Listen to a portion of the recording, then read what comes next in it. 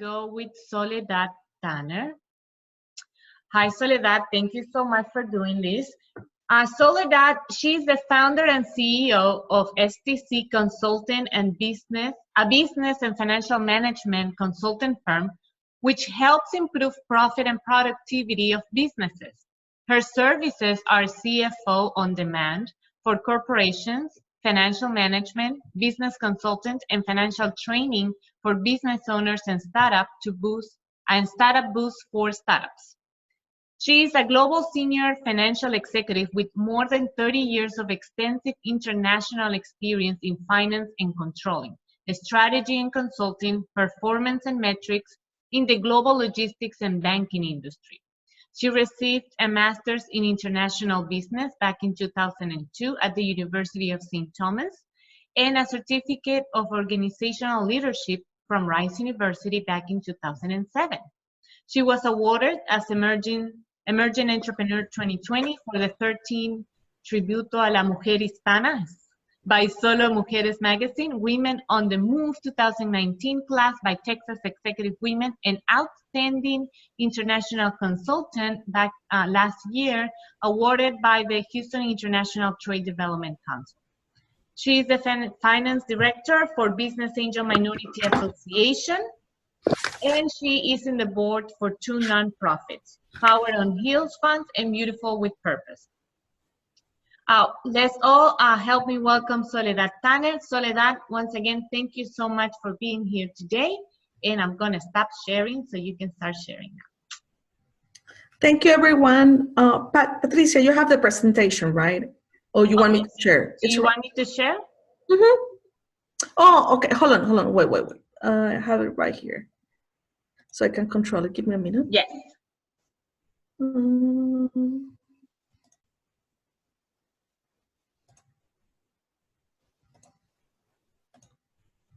Can you see it? Yes. Perfect. Hello, everyone. Good morning. Thank you for having me. So great presentation from Abigail and Danelia. And now that we know where we can go for our loans, I would like to talk about what we can do with our companies. How can we protect our businesses during this time? And where do we start at this point? Okay. Oh, I think you have the PDF open. There you go. Oh, that's why. Hold on. Okay, I moved that way. So first, yes. So first we need to talk about cash flow. I think the main point, the step number 1 for all of the business owners is take a look at your cash flow. Talk about money in, money out, and when are you going to be receiving payments, and when do you have to make payments to your vendors and your employees. That's your starting point right now. So a couple of issues or topics to remember. Number 1, invoicing. Ask yourself if you have billed all the invoices for your services and products. If you haven't, please finish that because that will be revenue in the near future. Second, account receivables. How much money will you be receiving for your customers and when? Can you pick up the phone and ask them if they can start paying you earlier, or make sure you know what the situation is with the money that is being owed to you so you can plan accordingly and know where the money is going to be coming into your bank. Accounts payable, same way. How much money do you have to pay your vendors and when? Talk to your vendors and ask them if additional time to pay if you're having difficulties right now. Everybody isn't the same, so maybe you can make deals with them, renegotiate some of your contracts with your suppliers. At this time, all of us are better off staying in business, so I think people will negotiate with you if you don't have the money now, but you will have it in the near future. It's also time to negotiate the terms and conditions if you have a special or unique circumstances. Also, check your insurance. See if you have business interruption insurance. I checked this morning and some of the rules and the laws are not finalized. So something that maybe next week we will be more clear if we can use the policy or not. If you have inventory of products, check how much money do you have in the inventory. Do you need it all right now? Can you sell part of it or can you return it? That will be another way to get some cash right now. And if you can have different sources of inventory in the event that one supplier cannot meet your request, is also a good way to spread your risk. So everybody's asking about costs, right? So where can you cut costs and how can you scale down your production if needed? Not necessarily cutting costs is a good thing, because you need to be careful not to cut so deep that you are not able to continue to produce your products and services. Take a look at your debt. Make sure, analyze what you have. Abigail and Danelia gave us some great resources. Consolidate your debt if it's possible, and pay it from the highest to the lowest, and take advantage of the offers of the 0%. And just be aware of what you're paying if you have different credit cards at different interest rates for your business. If you cannot pay your rent, pick up the phone and call your landlord. Everybody's the same, so maybe you get some time to pay your rent later until you get your loans in place. And the last one, but the most important one, is your people, right? How do you support employees and contractors? So you can only stretch your money as much as you can. So a couple of ideas here. Obviously, you can reduce the number of hours, so you have a smaller payment to them. If you have already done that and you still want to keep them, you can talk to them and see if you can, for a small period of time, reduce the hourly rate for them, telling them that as soon as the crisis is over, then you will take them back into the rate. This also works because people prefer to at least have something than nothing. And another thing that I've seen some of my clients doing is talk to your employees, and if you sell product or service, ask them if they can help you gain new clients, and if they do, you can pay them a commission or a bonus for that. So if we had plenty of information about loans and line of credit, but you have to prepare. So how do you prepare to go and talk to SBA or to a bank or to a credit union? First, you need to know how much you need and why. So start preparing a list of how would you be using the money if you were giving X. First, you need to know how much you need, and then why and how would you be using the money. Would you be using it to pay vendors, employees, credit cards? Do you need it as working capital? And prepare for your loan. Anywhere you go, they're going to ask you for your financial statements or your income tax. So if you if you haven't finalized your 2019 financial statements, go ahead and make sure you have all the paperwork for your profit and loss, balance sheet, and cash flows. And take a moment to analyze them, look at the positive and the negative variances, think of reasons for variances, and use this information to plan for the future.